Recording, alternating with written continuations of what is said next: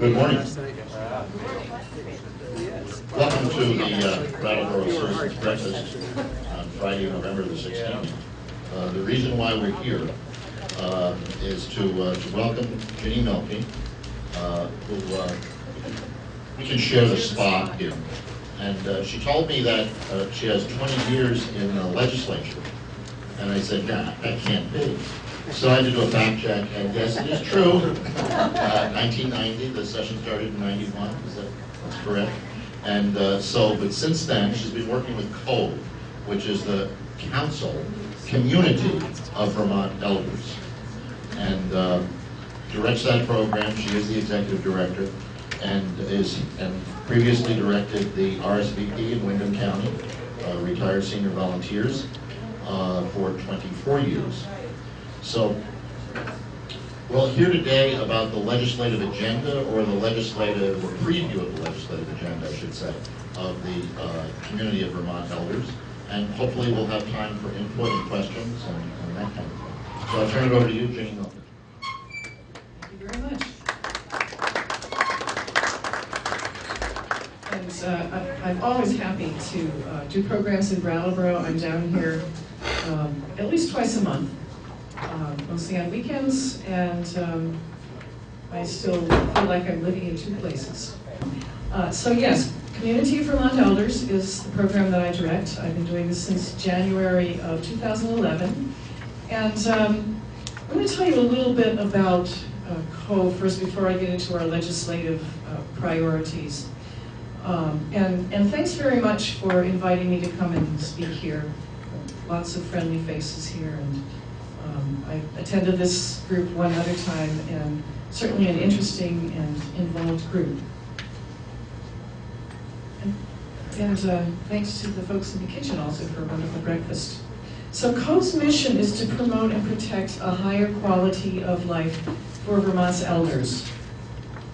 We do that through education and advocacy. Significant part of the work that we do does take place at the State House during the legislative session, and more off session as there are committees that meet during the months when they're not in session. We have a policy advisor, lobbyist, advocate, and educator, all rolled into one. Michael Sirotkin, he puts out reports, and the September report is over on the table should anyone like to read that. And we're shortly going to be putting out the most recent update of that.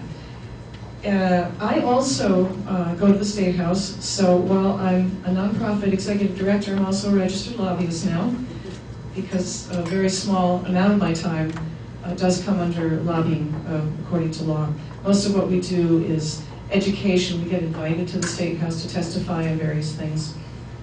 And we get put on task forces, boards, working groups, sometimes without even knowing about it, by the legislature, because we have done work there for so many years that people are very familiar with COVE there. Excuse me. We keep our members across the state, and that includes both organizational members and individual members. We keep them up to date with the legislative update that I just mentioned that Michael writes, and also with senior alerts when there's something that needs attention. We need phone calls to people to talk to their legislators to let them know what's going on with any particular topic that's going on. So we work in partnership with a lot of organizations that provide services to seniors, including the area agencies on aging, adult day, home health, and we have members. We have some senior centers that are members. We have the Housing Authority. We have some statewide organizations such as Vermont Center for Independent Living, Vermont Affordable Housing Coalition. So we are involved through those organizations. They help us with our work, and then we have staff and board members that are involved in work groups and boards and coalitions. So we have a lot of activity, and a lot of it's behind the scenes. So not all that many people know about our work. So I'm trying to get around the state more talk to people, promote Cove and what we do, and it's easy for the wall. And I want to just point out a couple of things. The flyers on your table include one on Cove. You'll find membership information on the back of that if you are interested in becoming a member and getting our legislative updates. We don't sell or trade or give out your information. And we accept members. Our membership is $20 for an individual, $15 if you let us send you stuff by email. And if you can't afford that, you send us what you can. We want to have members whether or not you can pay our $20. The Senior Medicare Patrol program is the red brochure on your tables. That's a program that empowers seniors to detect, prevent, and report healthcare fraud, abuse, and errors in Medicare and Medicaid. And there are groups called the Savvy Seniors. They're volunteers who go around the state and educate people on these topics with humorous skits. They've been to Brattleboro. And there are 2 ads for the Savvy Seniors over on the table that invite you to become part of a Savvy Seniors group. So if you enjoy acting and you don't have to memorize everything, grab one of those flyers and get in touch with Anita. The information is on those flyers. We also have a brochure about kinship care. This is something we put together with a grant. That's also in the little packet on your tables. And that just explains what is kinship care. And it also has information in case you suddenly find that you are going to be raising your grandchildren, niece, nephew, and it tells you how to get some help in figuring out what support services are available. The state budget is always a priority of Cove. We look out for where money has been cut, where we might need to fight to restore it, whether we can get increases in some of the programs that support elders and people with disabilities who are frail, need help at home, are geographically, socially isolated, have economic challenges, or physical or mental disabilities. So we're always looking at that, and we have had to fight in the last couple of years to get funding cuts that were proposed by the administration restored to the Choices for Care program, which is next on the list. And probably many of you know of this, but I'll just go over Choices for Care briefly. It's a long-term care Medicaid waiver program. Used to be that if you needed long-term care services and you qualified for did I say Medicare? I meant Medicaid. Medicaid. And you qualified for Medicaid, you had to go to a nursing home or some other facility where you could get that care. Now, since 2005, the Choices for Care program allows you to choose to receive services in your home or in a facility such as a nursing home or a residential care facility. You have to qualify for Medicaid, and you also have to qualify by having certain medical needs, activities of daily living that you cannot do without assistance. And this program was set up so that the promises were made when it was set up that any savings realized from people staying at home rather than being in nursing homes would be reinvested in the Choices for Care program and other long-term care services. In exchange for that, people gave up certain rights to automatically getting their care. And that's something I don't completely understand, but there were some trade-offs when that happened. Since then, particularly since the recession started and the budget pressures were on at the State House and in the administration, there have been a lot of savings in the millions. Budgeted services that didn't cost as much because people got their care at home instead of in an institution. However, those savings have not been reinvested in long-term care. And we have been, for the last couple of years since I've been involved with Cove, fighting to try to get the legislature to make the administration reinvest that money in long-term care. So at the same time that they were realizing savings, 2 years ago in 2011, they were cutting services to people in their homes. Respite companionship is one of the services provided. They were going to cut those hours in half. And what they said at the time was that families, neighbors, churches, communities were just going to have to help out a little bit more. So Cove collected, through our network, stories of people and what would happen to them if they lost these services. And there were other redemptions as well. And some people, and we found that there were neighbors going in and turning people in their beds at night so that they would not get bed sores. We found grandchildren taking a shift with their grandparents along with the parents. So families are doing a tremendous amount of work to care for their elder members, their family members who have disabilities. We managed to get those cuts restored. And a lot of people worked with us on that. We don't take all the credit. Last year, they did some other kinds of cuts, more not in the services, but to the agencies that provided them. So we're still fighting this fight, and we'll be doing it again. Part of the issue also in long-term care is that the wages of people who go into people's homes, particularly those who go in through these state programs, have not kept pace with inflation at all. They're very low. I don't know that there are any benefits at all because these folks are self-employed. So there's a lot of turnover, which means it's very difficult for the people getting services. So you'll also see that we support improved wages and working conditions for home care workers.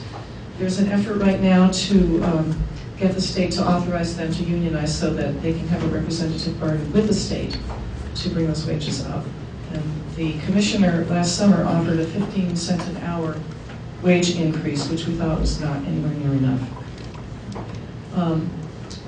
Dual eligibles are people who, moving on to the next topic, people who are on both Medicare and Medicaid. The state has submitted a grant to, and the federal government has been encouraging states to set up managed care programs for this group of people. They're some of the most needy folks in terms of their medical needs, very expensive to take care of. Two systems make it complicated and cost extra. The state of Vermont is unique in that Vermont has put a proposal to the feds, has sent one to the feds to set up a managed care organization run by the state rather than private. And its focus is person-centered. So Cove was very active last year in making sure that the legislation that was involved with that included plenty of protection for consumers who were in these two programs now or might be in the future so that they didn't lose any benefits over what they had now. And there are other things going on with other proposals that the state's involved in that could affect that, but that's all been put off for a year. And you can read about the details a little bit in here. Next topic is fuel assistance. The state has really stepped up to the plate. They did last year and they did this year, so that they are maintaining the same level of, the same average benefit, which doesn't mean everybody gets it, but it's the average benefit, as last year. But if we have a cold winter and fuel prices go up, it means less fuel for people with that money. What we're now looking at is they do this year to year. We expect that the federal funds are not going to be increasing. So what we're going to be working on with others this winter is trying to get the state to come up with a funding source rather than waiting until October, November, December, and the state says, okay, we got surplus here, we set this money aside there, so we got money to fill the gap that the feds left. Instead, we think it's very important that a source be identified, and one of the suggestions has been to increase one of the taxes on fuels. so that this money can be guaranteed each year, and we don't have to go in every year and say, okay, where are you going to get it? Adult Protective Services is the next priority area for COVE. This is something that Adult Protective Services has had all kinds of problems for years. It's not unique to this administration. This administration actually has made some improvements. I found a letter that I got from somebody locally who was involved in, who was a visiting nurse, from 1991, my first year in the legislature, with the same complaints about Adult Protective Services that we've been hearing in more recent years. So it's been forever since it was set up that they've had inadequate funding and they haven't done the job that the law says they should do. So COVE, Disability Rights Vermont, and later on two of the area agencies on aging, the one that serves this area, Senior Solutions, and then the one that serves the southwestern part of the state. We've sued the state. Since that lawsuit last year, there have been a lot of improvements. There are still problems, some serious ones, and we will continue to work with the legislature to try to do anything that we need to get the information on that shows that they're doing what they're supposed to be doing. We also are going into mediation with the state, all of the plaintiffs, on the 26th of November to see if we can settle and get them to agree to fix the things that still are not up to snuff. The VFARM Pharmaceutical Assistance Program helps about 12,000 seniors with Medicare Part D premiums and other out-of-pocket expenses that are not otherwise covered by Medicare. And our Michael, our policy advisor, etc., that I described him before, figured out last March that the premiums paid are almost as much as the overall benefits. Since Medicare has been doing better with this program, the state has been putting less money in. So there's a study, we were trying to get them to deal with it during the session, but they were going to study it and come back with a report in January to the legislature, because it looked like there was a good possibility that the state, because they get rebates on drugs, and then they get the premium money, and that they were actually making a profit. So that's something that we'll be coming back to. And now that the elections are over, Michael sent a little notice to the powers that be not to let this fall by the wayside. A few bills that we're looking at: insurance coverage for hearing aids and what's called oral, A-U-R-A-L, rehabilitation, which is education on how to use hearing aids. This was introduced last year, didn't go anywhere. We'll be looking at, we're working with folks to get that reintroduced. Establishment of a new level of dental practitioner, along with a program to train them. These would be called licensed dental practitioners, something analogous to a nurse practitioner. A lot of support around the state, broad coalition working on this. We need to convince the dentists. They have some concerns about it. But this would help to increase access to affordable health care for all Vermonters, including seniors, adults, and children get more coverage through Medicaid, but they can't always find a dentist that will take them. So this will be a help for everybody. Additional and appropriate consumer protection for elders. This is a working group that I've been involved with. We'll be making recommendations by January to the legislature. It started as a bill that would allow seniors to have more than the statutory 3 days to cancel a wholesale. When somebody comes to your door and sells you a vacuum cleaner, and that actually is what prompted the legislation. That happened to somebody's constituent. You have 3 days to change your mind and cancel it. The bill proposed to increase that to 15 days for seniors. We are saying that this is a good protection for everybody. So that's what I've been pushing in the working group. There are some other things that will come out of that as well, including, I imagine, some recommendations on best practices in banking to help prevent some of the scams that happen to people, particularly the grandparent scam, and I think there was something in the paper a few weeks ago down here about that. My mother got a call. It was very interesting. She told me. She called all 3 of her daughters to check in with us, and she reported to me afterwards. I think she got the other ones first. She got it when she was just getting up in the morning, was half asleep, and they were going to call her back in a half hour. And it was, oh, your grandson is in Mexico City in jail and he needs bail. And first they have somebody pretend to be the grandson. Her response was, that doesn't sound like my grandson. And anyway, she ended up figuring out, kind of on her own, something's wrong with this. So she didn't fall victim to that, and she's 94. So that was pretty amazing. Paid sick leave is coming up as an issue. Cove is making sure that if that bill goes through, sick leave will include not just taking sick leave if your kids are sick, but if you're caring for elder family members or a family member with disabilities. And kinship caregiver, that's something that any issues that come up there will be following. So that's what we have down right now. And as bills pop up in January and February, we'll be adding to this list. And I update this periodically because some of the circumstances change. When they were cutting choices for care services and talking about money follows the person, we were making jokes about, okay, so the choices for care person loses enough services, and particularly if family members are getting paid for companionship respite, which you can do, that they have to go back to work and the person has to go in a nursing home. So then money follows the person, will help them get back out. A bit of cynicism there. It's a good program if it works.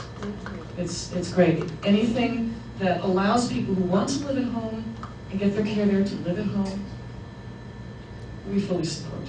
It's about choice, not just saving money. Yes. Yeah. I wondered if you could give us a glimpse into the work of a registered lobbyist. What's it like up there? You know, getting through doors, getting people's attention, then coming to you. What's a day in the life of a lobbyist like? A day in the life of a lobbyist, which I do very part-time, I have to say. But when I went back, and it's a little bit different for me, maybe because I was in the legislature for 20 years. So I knew everybody who came back. And usually up to a third of the House turns over every year, and maybe something like that in the Senate. It varies. But a quarter to a third of the members turn over. So I walked back into the State House, and people knew that I hadn't run. And, oh, what are you doing here? And I explained, oh, wonderful. It was like a homecoming for me. When you're in the situation that I've been in, one of the things that you have to be careful of is you're no longer in the club. And one of the things that I was most afraid I was going to do was to walk into the legislative lounge when I wasn't thinking, because nobody goes in there but legislators, except by invitation. I was just walking out on the floor of the House. I had to be very careful, because when the House is in session, or the Senate, you can sit around the edge, but you cannot go out there. And if you do, the doorkeepers will drag you off. Nicely. As long as you don't resist.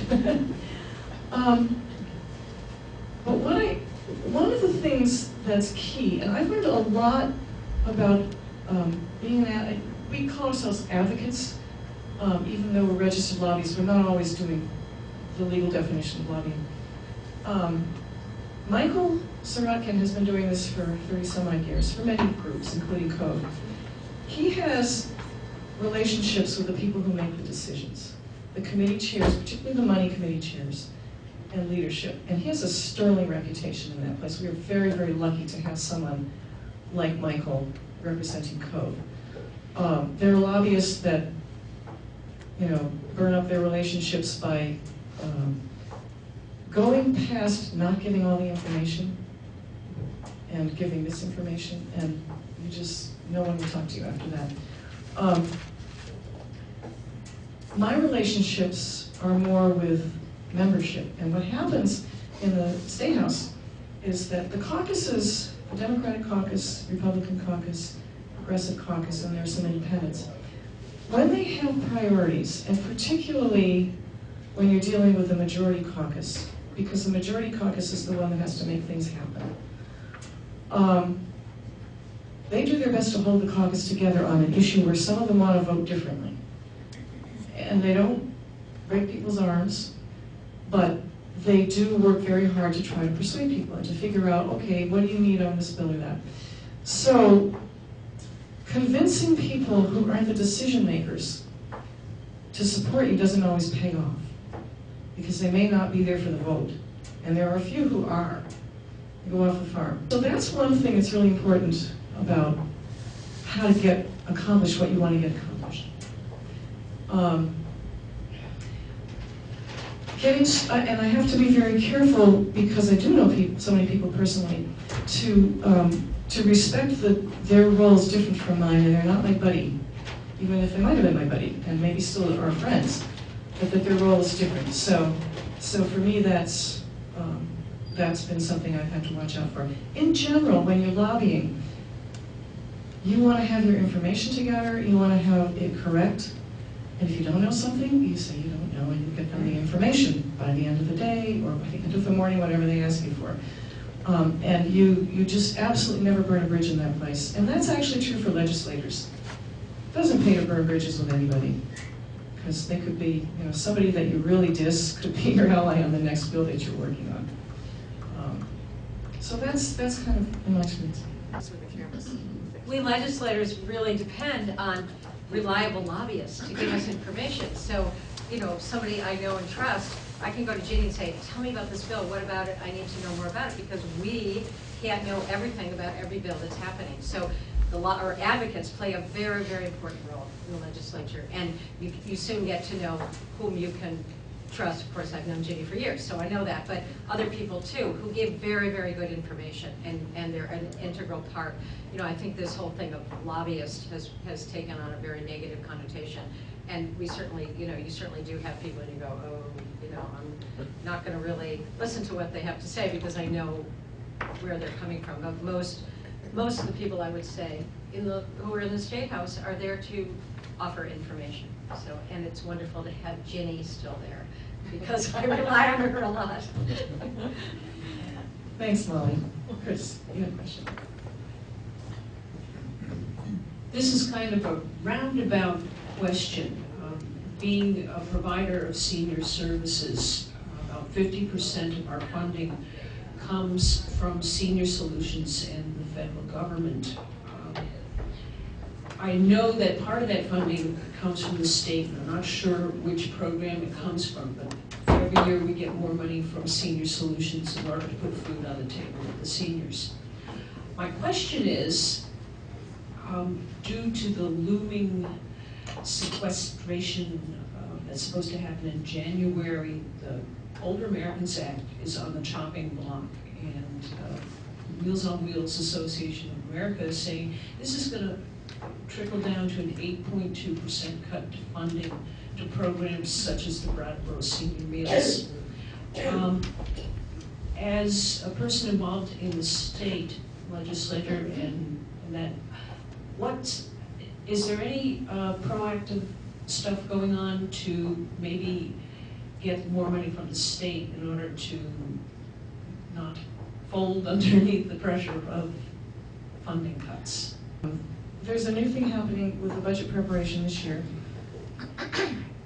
and that is that the administration, before they finalize their budget, has offered 2 opportunities for people to weigh in on what priorities should be.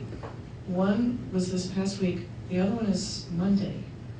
And you go to your local VIT site and sign up, and getting there early is advisable. I don't know how many people are going to be going to this. And you can talk about that sort of thing, and I would encourage people to do that. And I'm trying to remember, I think it's in the evening. And if you, I've got cards I'll put out, and if you email me, I can email you that information on Monday. My computer's getting re-hooked up down here this afternoon if all goes well. So I may be able to pull it out today. But you might not get it until Monday, because I'm way out straight. But the sequestration is a scary thing, and I think a lot of people feel that it's just not going to happen. They could. The RSVP got a 20% cut in their federal funding last year, as some of you may know. Peter knows. Huge, huge hit. We get funding through the AAA's, Area Agencies on Aging, for our advocacy work. So we could be on the chopping block too. I think, and this is our last question, I think, right? It's about 20. As far as the state goes, the state is not going to be plugging all the holes left by that. So it's really important to be vocal. The area agencies on aging have their own lobbyist in the State House who looks after the funding. Code backs them up. They're the primary workers on that. Code's work is more on issues that affect people at large. And there's certainly some overlap. And then the other lobbyists who work on the funding for the various programs that serve seniors, they also back us up on our work. So we kind of complement each other rather than duplicate. But that's one thing that you can do. Thank you very much. I know there's at least one announcement in the wings. Michael? Michael Bowser. Hi, thank you. I think on every table I left a laminated photo. This is a photo of the new photovoltaic electric array on top of the Brattleboro Food Co-op building, or the joint building with the housing and Windsor Housing Trust building. So this is a photovoltaic electric array that is it's actually operational now. It's producing power that will benefit the Brattleboro Food Co-op. It's actually an array that's owned by a separate cooperative called Co-op Power that I'm a member of, and some other people in this room are members of, Bob, Janet, and Walter.